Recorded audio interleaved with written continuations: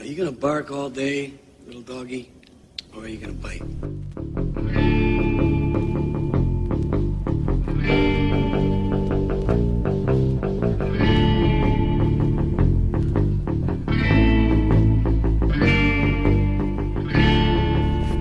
What's going on, guys? This is us, the Moviedogs. We back with another Dogshot. Another one.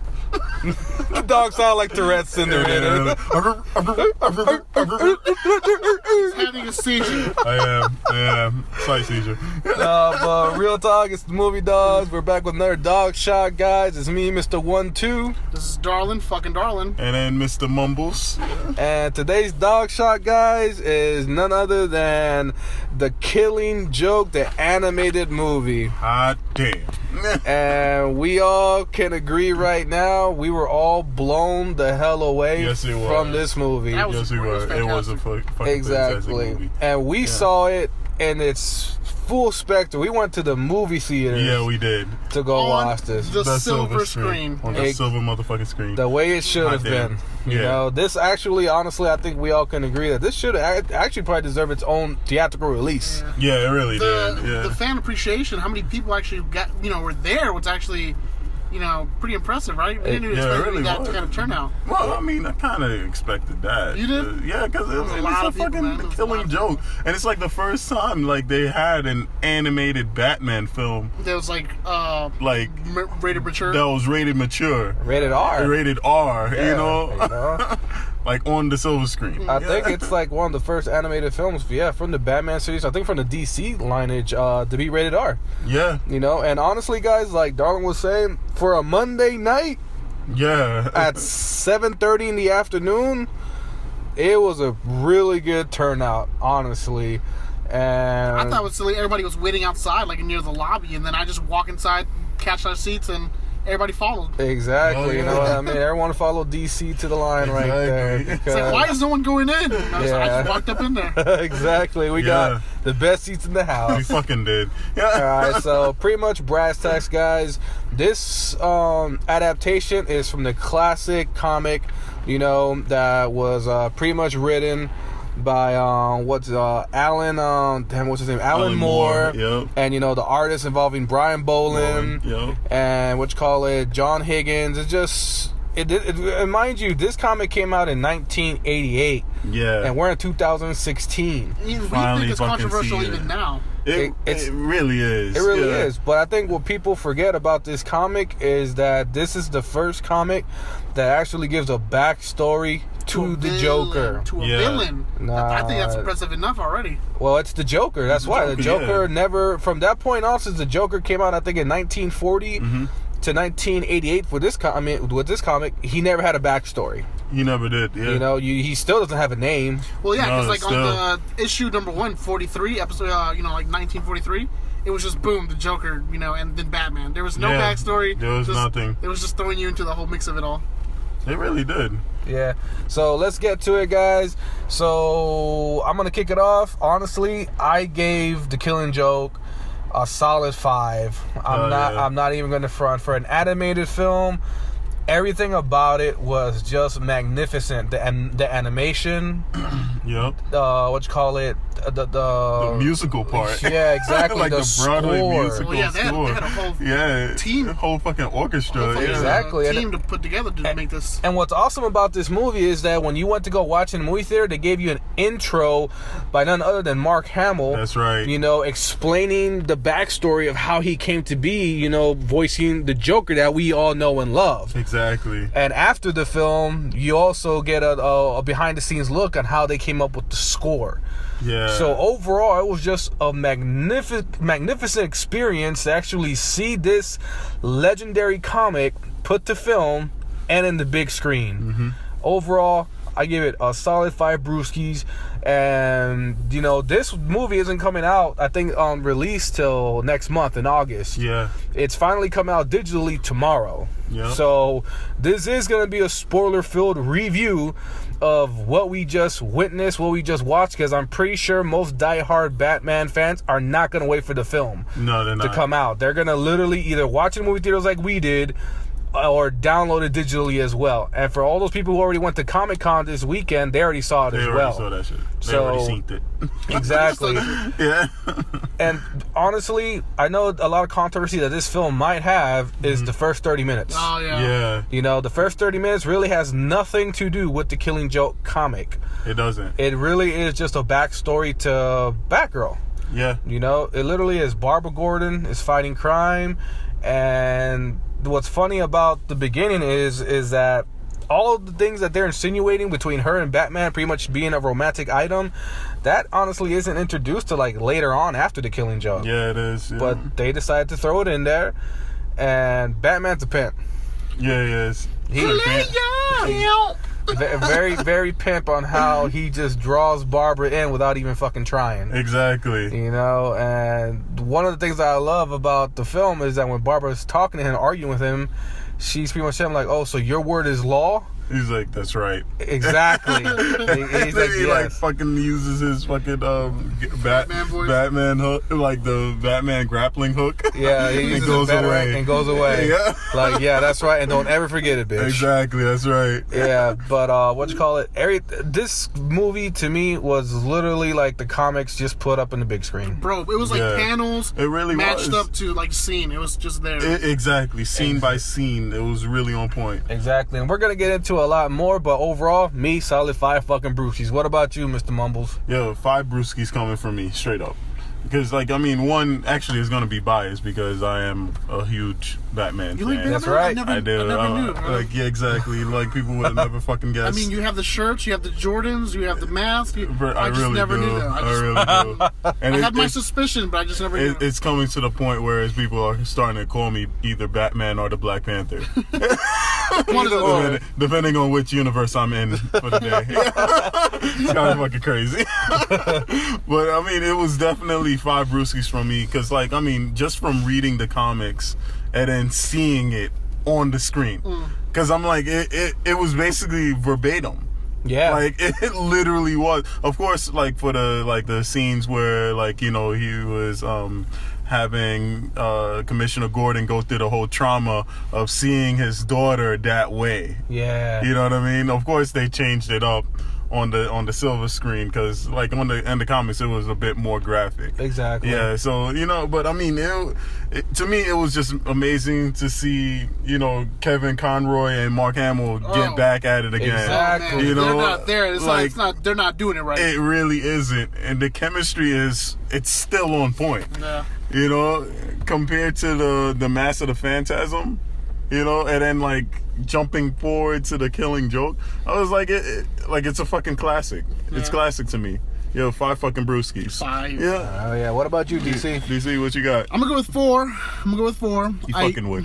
Hey, I'm just saying, man. Look, you guys really pretty much already covered really the good points. A lot of the good points, actually. And then you're gonna drop the negative shit. Yeah. You said you gotta chill with that negative shit. Here's the negative shit, all right? Here's the negative shit. They kind of did put, you know, that whole 30-minute, you know, some people say it could have been left without, maybe it could have been shorter. I probably would agree it could have been shorter.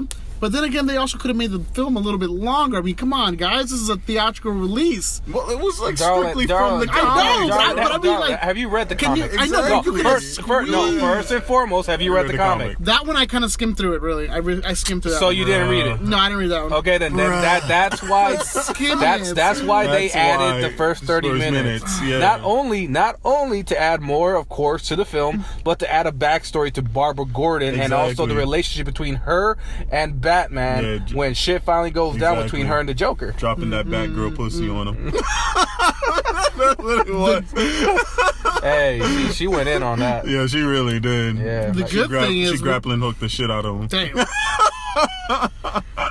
The good thing is we got to see a real good comic put on to the big screen, you know? No judgment. Like if it's gonna be any like comic, like this one was one of those that had to have been done into a movie, you know, like Darling, you have homework to do. You need to read the fucking Killing Joke thoroughly, not skimming. No skim. All right, no skim milk with this shit. It's a cult classic. I know, but what I'm trying to say is, you know, it's the origin of the Joker. You know, this is like a pure villain side of the movie that I'm talking about. You're just talking about comic. No, I'm talking about the character itself, dude. This is a pure villain one-sided movie. We're just seeing Joker do bad shit. Why? Just because he wants to see a reaction out of Gordon and Batman, and nothing's going to change between them, even though Batman still wants an answer, you know, hey, I can try and help you. And then we get that classic ending where they're just laughing at each other. Why? Because Batman knows, and Joker as well, they're not going to change. They're right for each other. Yeah. Wow. But that's what I'm trying to get. You're just going comic. No, dude, we're I'm just glad we got to see. It's inspired by the fucking I comic. know, but I'm saying, That's fucking I'm saying right. if it's There is no Killing Joke without the comic. What I'm saying Damn is, it. I'm glad it's this comic, Smart One. You're not listening, Junior. Linda, you're not listening. I'm giving you Go ahead. 2.5 Zimas for your fucking review. Wow. Bro. Did you say something, darling? I didn't hear you. I said like 2.5 things, maybe. I heard a queef. I heard a queen. So, darling definitely getting two, like, flat Zimas. But Carbonated. Very carbonated Zimas. Damn it, darling. Fucking darling. Maybe a little tang. You guys here are all talking about just Batman getting his game on and panels and stuff like that, but aren't really talking about the actual film we just saw. Well, we're about to get to that. We're giving the brewskis first, like we always do, Exactly. and now we're gonna cut. Now we're really gonna dissect this shit. Dissected that motherfucker. All right. It sounds like you Dissect that backpedaling. motherfucker. All right, Sounds then. like you on the ropes trying to rope a dope. All right. So now that we could get to the brass tacks, now Yes. for all our listeners, the reason why the Killing Joke once again is so significant in the Batman verse is because you finally get an origin story for the Joker. Yes. Yet you still don't know his name. You don't. You know, you because just- even in the when you go to his jail cell, like in Unknown. Arkham Asylum, Yeah. like it says unknown. Exactly. You know? So it's like his fingerprints never existed, or who the hell knows where the Joker's from. But like he even says in the comics, if he's gonna have backstory, he prefers to be multiple choice. Yeah. There you go. And yeah. it really is, because you It is. don't know who he is, and when you see the storyline of the Joker, you really feel bad for him for how he became who he became. You know, like if you Yeah. read the comics, he was just a dude with a wife who was pregnant, and you also find out why he's so good with chemistry and all his chemicals, because he used to work at a chemical plant. He was an Yeah. assistant there, you know, Exactly. guys. Yeah. So, like, for you guys, how did it feel to actually see the Joker's backstory? Like, of course, we've read it in the comics, but to finally see it on screen, how did you guys feel? Because I felt nostalgic. I was like, wow, Yeah. it's really there now, you know? Exactly. That is fucking true. How about you, DC? So, since, you know, you were so Yeah. into the whole Joker backstory. Since now we're dissecting it. Exactly. Okay, now we're dissecting him? Do we have your approval? Oh, I'm just glad that every now and then in the DC universe we get to see villains have the main stage instead of just the heroes. Like how you know, he really descends into madness. You know, he has no past, like you just said. You know, like multiple choice. But in a way, isn't that kind of freeing? Like he had a shitty past, but going into madness, it just turned his world upside down. Almost like in that one scene we saw when he goes back into his old house looking, you know, completely flipped his whole world around, and he almost seemed, you know, happier in a weird, you know, I don't know how to say it. This is some crazy shit. He's just out of his mind, and it's just like it's calming for him, you know. Yeah. Batman's always freaking out because he's on the sane side, but it's almost freeing. Like he's trying to invite Batman to just be free in the madness, and he tried to do it with Gordon, but it didn't work so well. No, he course just not. broke the fuck down, because I mean, you can't unsee that shit. You can't unsee that shit. No. You know, like seeing your daughter get shot, and then Paralyzed. paralyzed, and then pictures of her, you know, being fondled. You know what I mean?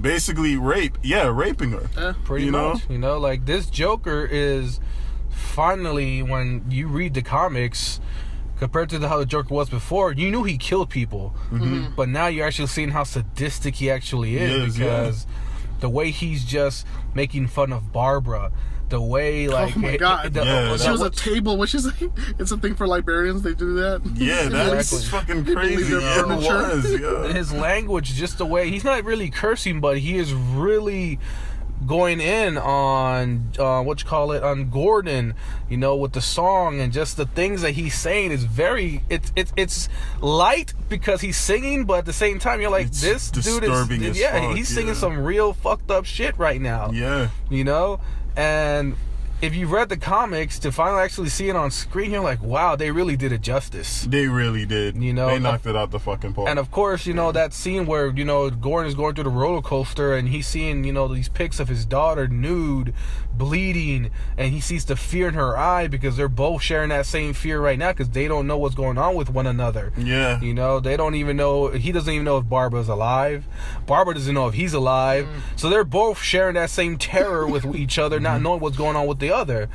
And the Joker is just having a good old time, really trying to prove that all you need is one bad day to lose your mind, to go crazy. He's even talking to Batman, telling him, and he does have a point, that you obviously had a bad day because why else would you be dressed as a fucking bat? Exactly. Flying rat. Exactly. You know, so it's true. Batman did have his bad day, but the only thing is that they both had bad days, but one got, they're complete opposites. They're literally a yin and yang. Yeah. You know, they balance each other out. They do balance each other out. And honestly, this is the most controversial part about the Killing Joke, and even the writer has said that he's never going to release it. He's just leaving it up to the fans. Did Batman finally kill the Joker at the end? Exactly. Because Batman pretty much is talking to the Joker when he's in the jail cell, not really being the Joker, but Batman doesn't realize it, is that we're drawn to each other and that eventually something's going to happen where one of us is going to kill each other. But he doesn't really want to get to that. He at least wants the peace of mind that he tried to help the Joker and talk it out before he has to commit murder. Exactly. And that's the controversial part about this, because in the comic, you know, the Joker makes that joke.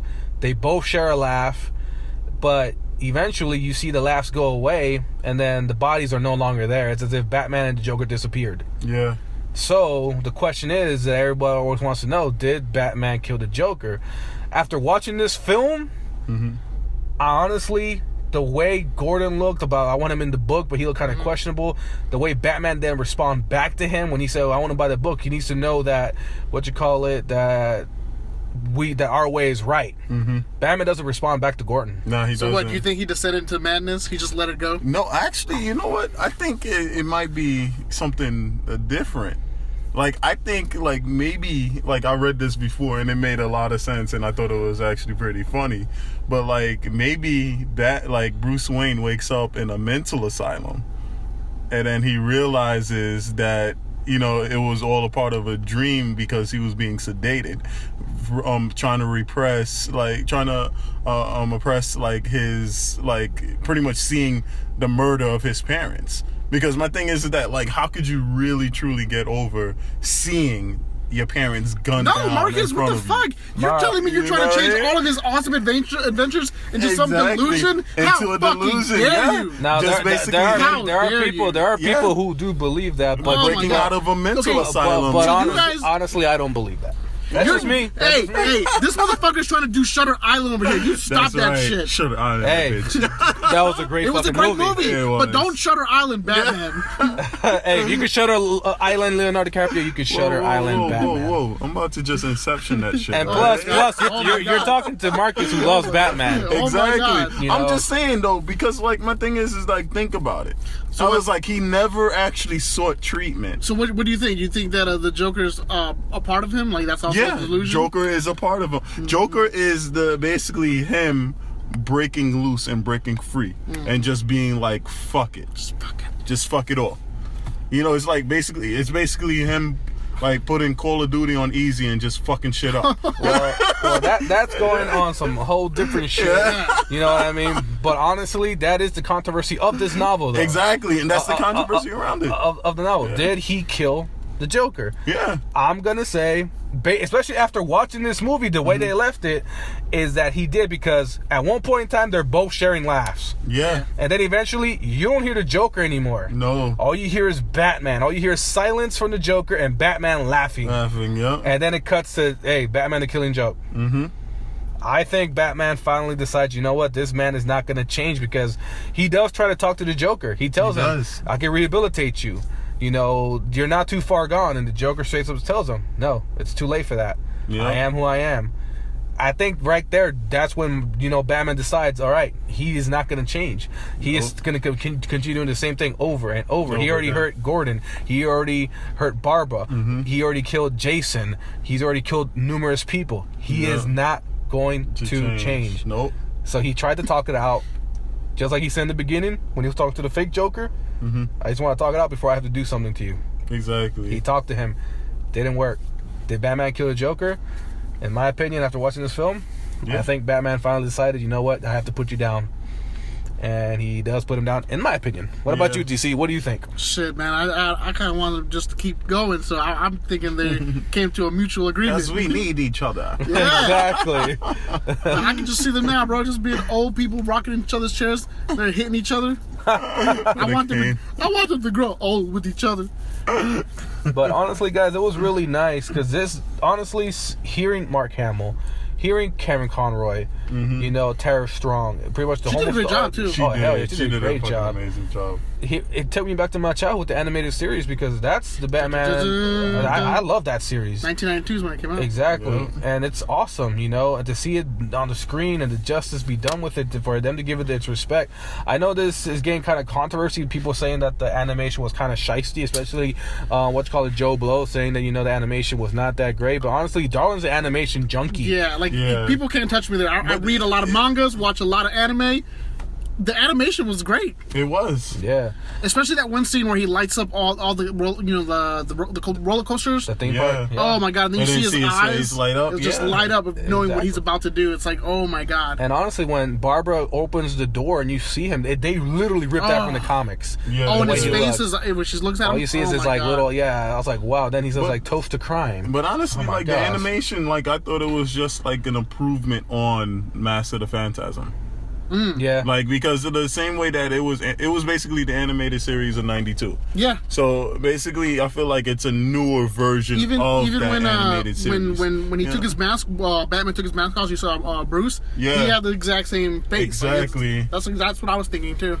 That is very true. I mean, it looked very fluent. I didn't see where there was an issue. No, neither did I. It was fluid. My thing is that some people just want to pick at it. They just want to pick at it because it's not something that they would do. You know what I mean? Which is crazy because I watched a lot of anime and I thought it looked fine, looked fantastic. I did too. I'll call bullshit when it's there, but I didn't see it there. Me too. But hey, everybody got a right to their opinion, right? Exactly. That's the whole thing. And the director Sam Liu, to me, did a great job.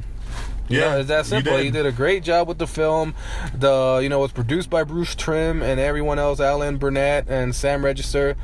It was awesome. It was. It was great. You know what I mean? Honestly, props to the production crew for this film. Exactly. Because the cinematography, the score, everything about the movie, you knew these people really took the effort to really do their homework and do justice. No disrespect. Fuck the fans. They literally did justice to this comic. Yeah, I think they did it for themselves. They wanted to see it as well. You could tell that these people loved that comic just as much as the fans did, and they did it justice no matter what. You can't fuck up The Killing Joke. You just can't. You can't. Because The Killing Joke goes beyond just the fans. This thing has hit culture. It's a cultural. It's impacted culture. Exactly, cult classic. No matter what, it is in there. Like Star Wars, Star Trek, Lord of the Rings, all that. It is part of our culture. Batman is part of our culture, and so is the Joker. Pretty much. And I'm gonna say this. I don't care what anyone says. To me, the Joker. When you think about villain in the comic world, who's the first person you're always gonna think of 9 times out of 10? The Joker. The Joker. Yep.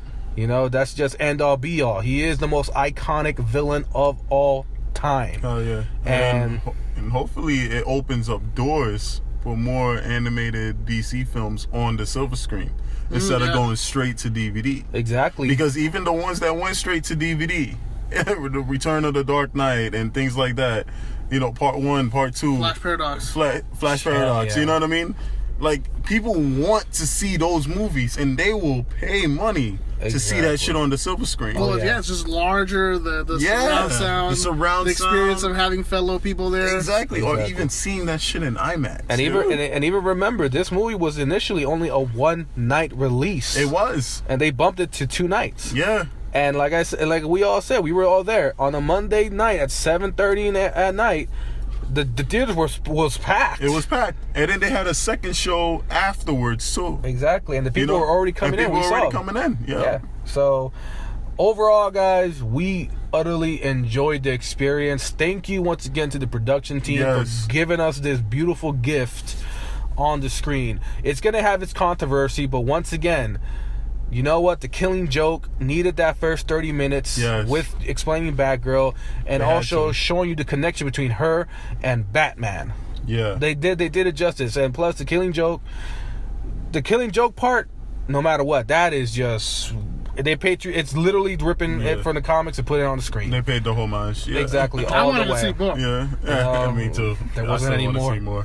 There wasn't more. There wasn't more. There was never a sequel to The Killing Joke. There and wasn't. You know what? Hey, that's great. I just want to see more of those animated films on the silver screen, though. It's safe to say. I know a lot of people say Marvel's, owning the cinematic universe, and you know what? They've had a lead start. That's true, but DC has been owning the animated movie world for a hot minute, and it doesn't seem like that's going to change either. No, and I really don't think it will. And honestly, guys, Moviedogs, we loved The Killing Joke. Yes, we did. We loved it. For all our listeners, go and watch it. Go download it tomorrow. And if you still can, on Fathom Events, go watch the movie on the big screen. I'm going to go read it so these guys can leave me alone. Exactly, darling. All fucking time. Yeah. Don't buy it, darling. Damn it. I'm going to buy it. Don't worry. Yeah. So overall, guys, Mr. 1-2 gave it a solid 5 brewskis. Mr. Mumbles gave it 5 brewskis also. Fucking Darling gave it a 4. And you know what, guys? We're the Movie Dogs. That is our Dogshot review of the animated Killing Joke film. Fuck yeah. On the silver screen. Fuck yeah. Catch us next time, guys, because our next review will definitely be Jason Bourne. Yes, it will. All right. So much props to everyone. Damon. Matt fucking Damon, who should hardly be casted in Hush. Yes, he should. Yeah. But overall, guys, this is the Movie Dogs, and we're out. Oh, wait. We gotta say where you could find us at. We gotta say that shit too. Yeah, you kind of got a little excited. Oh, wait, Darling's really good at that shit. Go ahead, Darling. My bad. I got excited there. Go ahead, DC. Oh, hey, guys, you can catch our full feature length at the Movie Dogs after the credits. Just check us out. A lot of girth. Full length. And then you can always catch us on the Facebook, the Twitter, Instagram, and don't forget the Twitter. The Twitter, don't forget about that. Twitter. Oh, you said it already, right? Yeah. So, this is just your daily dose. So, you want to get the full feature length, go to the Movie Dogs after the credits. That's right. Anybody want Waffle House? Yeah. Okay, let's get some fucking Waffle House. All right, guys, we're out.